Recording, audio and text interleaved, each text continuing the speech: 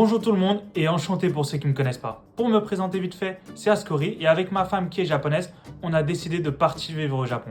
Donc sur cette chaîne, je vais vous partager un peu mon ressenti, ma vie de tous les jours en tant qu'étranger au Japon. Donc ça sera soit sur des petites histoires, soit je vous parlerai d'un sujet précis en rapport avec le Japon, ou soit ce sera par exemple du vlog. Enfin bref, passons au vif du sujet. La recherche d'appartement. Alors, ça fait un mois que je suis arrivé au Japon, je suis arrivé ici le 27 décembre. Et dans cette vidéo, je vais vous parler de mon déménagement de Paris en France et mon emménagement ici au Japon. Ma femme ayant gardé son travail avec une entreprise japonaise, c'est tout naturellement que l'on a cherché autour de celle-ci et c'est pour ça qu'on a regardé à Nagoya. Alors pour vous situer un petit peu, Nagoya se trouve dans la préfecture de Aichi. Donc cette préfecture se trouve à peu près à mi-distance entre Tokyo et Kyoto, vraiment au milieu. Donc on est un peu au milieu de tout. C'est la 3e plus grande ville du Japon et la 4e en termes de population. Par comparaison, Nagoya c'est le même nombre d'habitants que dans Paris, mais pour 3 fois plus grand. Pour trouver l'appartement, comme nous n'étions pas sur place, on a dû tout faire en ligne. Et on a réussi à trouver un 2LDK, donc ce qui correspond à un 3 pièces en France, dans une mansion. LDK étant pour Living, Dining, Kitchen. Une mansion étant une sorte d'immeuble au Japon avec 10 étages ou plus et avec un plus haut standing qu'un immeuble normal. Cela se traduit par de meilleurs matériaux au niveau de la construction, que ce soit pour tout ce qui est isolation thermique ou sonore, ou pour encore tout ce qui est antisismique. N'étant pas sur les lieux, nous avons dû faire la visite par appel visio avec l'agence. Et après avoir déposé le dossier où ils demandent tous les revenus, les garanties s'il y a besoin et tout ça, comme en France, est venue l'étape de la signature du contrat. Et là, je peux vous dire, ça prend vraiment 3 plombs. Ça nous a pris genre 2 ou 3 heures juste parce qu'il fallait lire tout le contrat avec l'agence. La demande de visa. Alors vous le savez peut-être déjà, mais on ne peut pas rester plus de 3 mois au Japon sans visa. Pour ma part, étant marié avec une japonaise, j'ai fait une demande de visa époux, pause visa en anglais. Mais il y a d'autres types de visas qui permettent de résider au Japon, comme par exemple le visa étudiant, le visa travail, forcément si on a un travail au Japon, ou encore le PVT, qu'on appelle aussi Working Holiday, qui permet de voyager en même temps avoir des petits boulots au Japon. Mais ça, il faut le faire avant ses 30 ans. Et moi, j'ai un petit peu plus que 30 ans. Alors il y en a d'autres un peu moins connus, mais je vais en rester là. Ce qu'il faut savoir, c'est que tous ces visas ont une durée déterminée. Donc moi par exemple, j'ai pu avoir un visa de 1 an seulement. Donc ça veut dire que dans 1 an, il va falloir que je le renouvelle à l'ambassade. Sinon, il va falloir que je retourne en France. Donc au bout d'un moment, à force d'avoir 1 an, après on peut avoir 3 ans, 5 ans. C'est en fonction également de si on a un travail, c'est en fonction de plein de choses. Et à terme, ils peuvent donner le visa permanent. Mais bon, ça c'est pas tout de suite. Bon alors tout ce qui est visa et tout ça, c'est assez complexe donc je ne vais pas le traiter dans cette vidéo là. Mais si un jour ça vous intéresse que je vous en parle un peu plus, je pourrais faire mes recherches et vous parler également de moi comment ça s'est passé. La préparation du déménagement.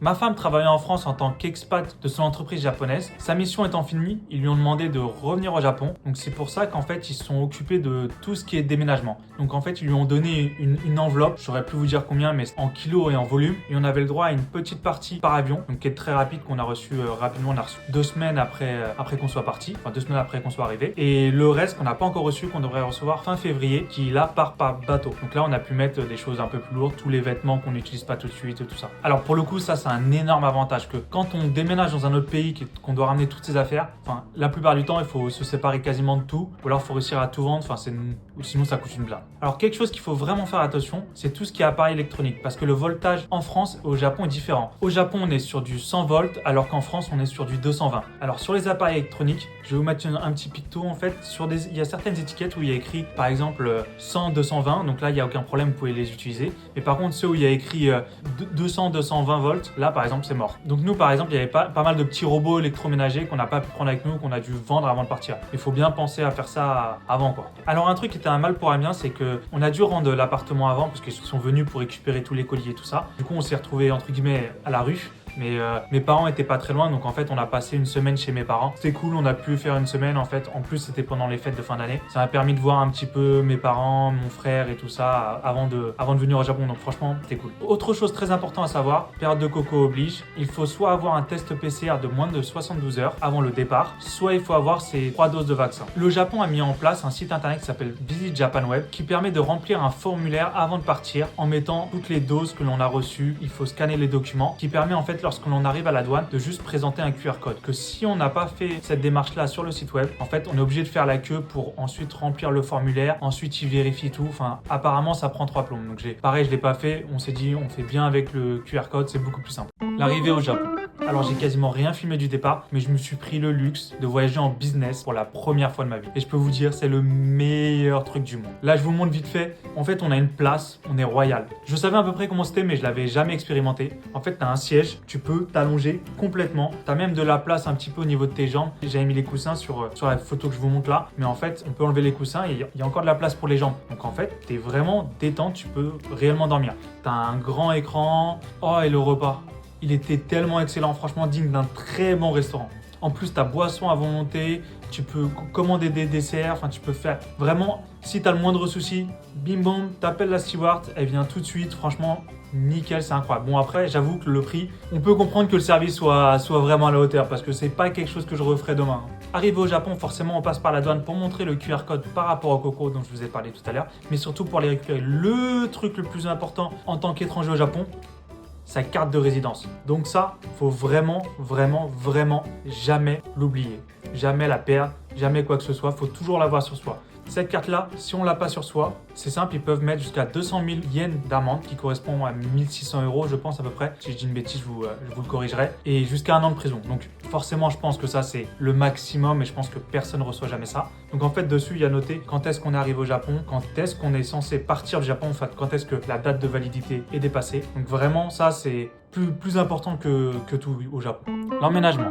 L'appartement que nous avions trouvé étant vide, on avait déjà commandé quelques meubles lorsqu'on en était déjà en France pour pouvoir les recevoir en fait le jour J. Ce qui est bien, c'est qu'on a vraiment pu choisir. On reçoit tel meuble, tel jour, à telle heure. Enfin, telle heure, ça reste des livreurs, donc soit l'après-midi, soit le matin. Et afin de pouvoir utiliser Internet au départ, ce qu'on a fait, c'est qu'on a pris qu'on appelle des eSIM. Donc avec Ubigi, on prenait pour 10 Go, c'était 16 €. Franchement, c'est un truc ultra pratique. Je connaissais pas du tout. C'est ma femme du coup qui m'a montré. Elle l'avait déjà utilisé quand elle était partie en voyage en Afrique. C'est ultra pratique. Moi, d'habitude, je prenais on appelle ça des pocket Wi-Fi. Donc c'est sympa aussi, mais là, le fait d'avoir directement tout sur son téléphone et tout ça, pouvoir gérer, j'ai trouvé ça exceptionnel. Donc vraiment à y penser lorsqu'on part à l'étranger. Arrivé à Nagoya, ma belle-mère avait récupéré les clés de l'appartement. Donc comme ça, on n'a pas eu besoin de voir l'agence, tout ça. Ça, c'était parfait. On est arrivé, elle nous a passé les clés. Et là, par contre, on a passé une vraie journée de galère parce que on est arrivé, je me souviens plus vers quelle heure, vers midi. Et en fait, les livraisons des meubles étaient, je me souviens plus, entre 14 h et peut-être 17 h. Le problème, c'est que il y avait rien dans l'appartement. Donc on était vraiment, littéralement assis par terre à attendre. En plus, on était claqués parce qu'on avait le décalage horaire.